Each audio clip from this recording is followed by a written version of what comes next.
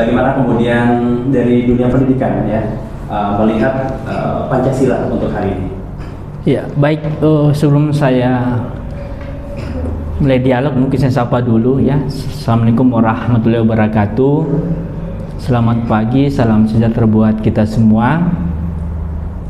Baik, kita membahas terkait dengan Pancasila ya. Pancasila merupakan ideologi negara kita ya, di mana Pancasila sebagai dasar negara dan pandangan hidup bagi bangsa, negara hingga sampai masyarakat yang tentunya hari ini mendapatkan tantangan yang begitu dikatakan tantangan yang begitu berat ya di tengah-tengah era globalisasi, di mana era globalisasi itu sudah tidak ada lagi ruang yang disekat ya.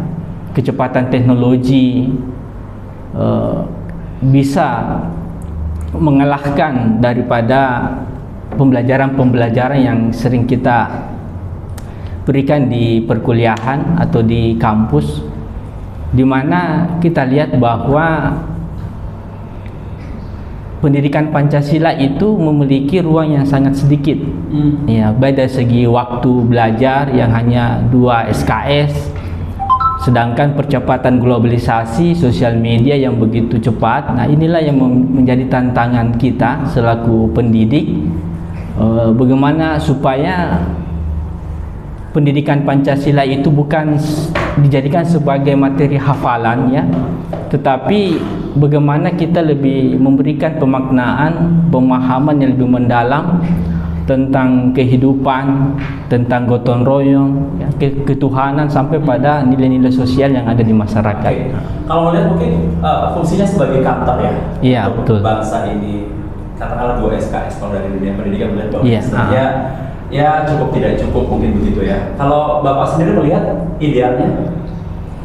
Ya, kalau idealnya itu kan dilihat dari bagaimana pendidikan Pancasila itu bisa dimasukkan ke beberapa sub-sub pembelajaran. Ya, walaupun dia dari kuantitatif hanya 2 SKS dengan satu jam per pembelajaran, tapi kan makna daripada muatan Pancasila itu bisa kita sinergikan di beberapa mata kuliah yang lain. Artinya tidak harus hanya ada pada mata kuliah khusus. Iya, betul. Tapi di mata kuliah lain juga nilai-nilai tersebut juga tetap bisa dimasukkan ya. Baik-baik.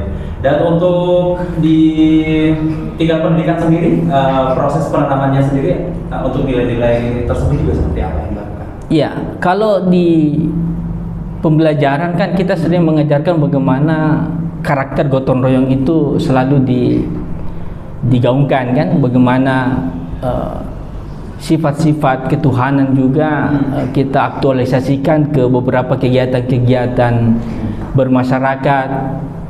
Karena ini memang ekstrem sekali ya, kenapa kita lihat, karena tentang globalisasi itu kita lihat saja sekarang, boleh dikata hari ini kita mendekati hari kemerdekaan ya Republik Indonesia, insyaallah di bulan depan.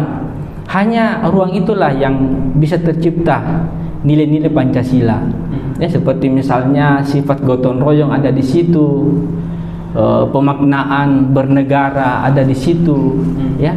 Tapi kita lihat setelah itu seperti apa masyarakat kita.